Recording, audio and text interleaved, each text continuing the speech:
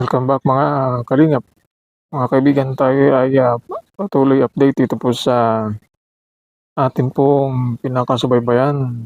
Itong pag-aayos ni Edo at Beyonce. Ganon din ni Kuya Bal. Matapos na naipahayag ni Kuya Bal itong pagsampa di umano ng kaso kay Beyonce. Ito po sa cybercrime sa pamamahiya niya ito kay Kuya Bal sa Rapid Tulfo in Action ay may pakiusap itong si Papa Eds kay Kuya Bal. Nakita din mo itong si Papa Eds at Kuya Bal na nakita at nalaman ni Edo itong pagsampa di umano ng kaso kay Beyonce na cybercrime at nakiusap itong si Edo kay Kuya Bal na huwag nang ituloy itong reklamo o kaso dahil sabi niya ay kawawa naman itong si Beyonce at inamin ni Kuya Bal na binibigyan niya lang ng pagkakataon itong si Beyonce na magsabi o humingi ng dispensa at patawad dahil nga hindi sumipot doon po sa barangay ay gusto ni Kuya Bal na makipag-usap mo sa kanila. Nang sinabi yun ni Papa Eds na pakiusap ay agad naman daw na pinakinggan ni Papa Eds ni Kuya Bal itong si Papa Eds na sinabi ni Edo na mahal niya itong si Beyonce. Ayaw niyang dagdagan pa itong stress at bus sa kanya. Ay patuloy ang basher. Ayaw ni Edo na madagdagan pa. Kaya nakiusap na rin itong si Edo kay Rab na makipagkasundo na lang at mag-usap-usap itong panig na Beyonce at ng Kalingap Kuya Bal na pag-usapan lamang itong mga bagay para hindi na umantong dito po sa hindi pagkakaunawaan at hindi na matuloy itong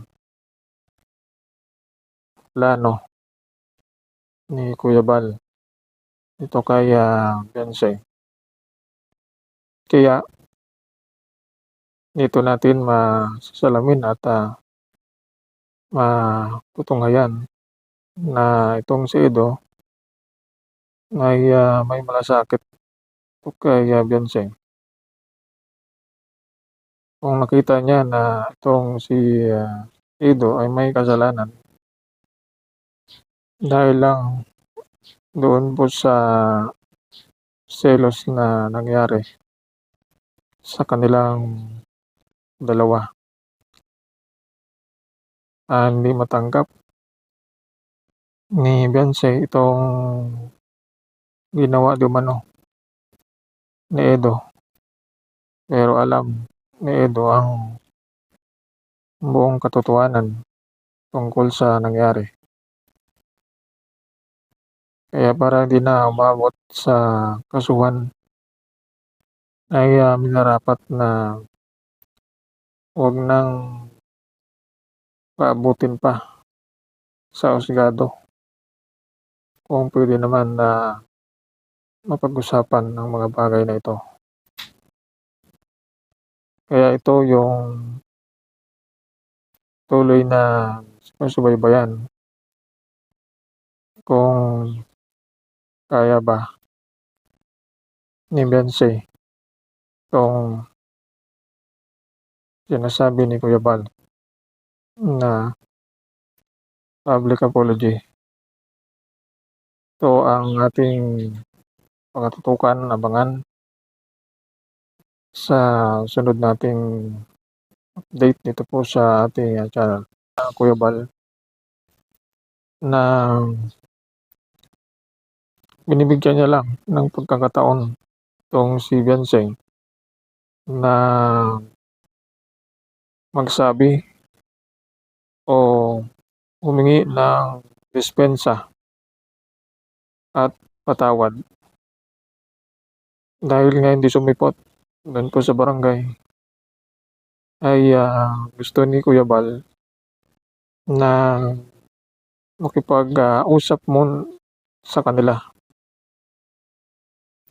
Nang sinabi yun ni Papa Eds na pakiusap ay agad naman daw na pinakinggan ni Papa Eds ni Kuya Bal itong si Papa Eds na sinabi ni Edo na mahal niya itong si Beyonce. Ayaw niyang dagdagan pa itong stress at bus sa kanya. Ay patuloy ang basher. Ayaw ni Edo na madagdagan pa. Kaya nakiusap na rin itong si Edo kay Rab na makipagkasundo na lang at mag-usap-usap itong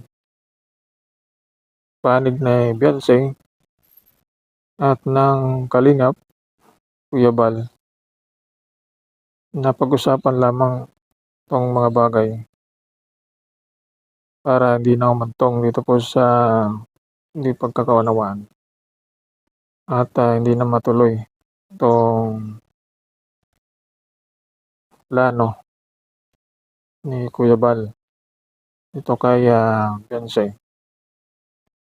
Kaya dito natin masasalamin at matutunghayan na itong si Edo ay may malasakit kay Beyonce. Kung nakita niya na itong si Edo ay may kasalanan dahil lang doon po sa selos na nangyari sa kanilang dalawa. Hindi matanggap ni Beyonce itong